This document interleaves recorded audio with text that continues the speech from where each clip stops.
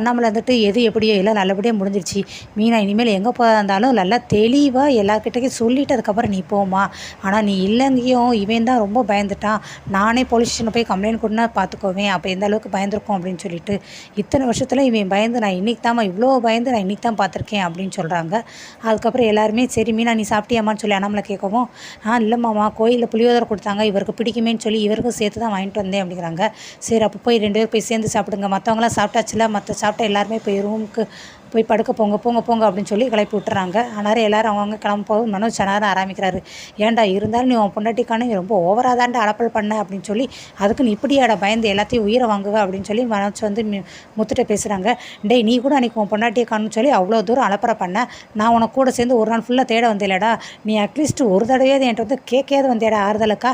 நீங்களாம் பேசுகிறது ஒரு முறை ஓடி போயிரு அப்படின்னு சொல்லி முத்து சொல்கிறாங்க. ஏங்க நீங்கள் தேவையில்லாமல் வாங்கிட்ட பேசிகிட்டு இருக்கீங்க வாங்க நீங்கள் அப்படின்னு சொல்லி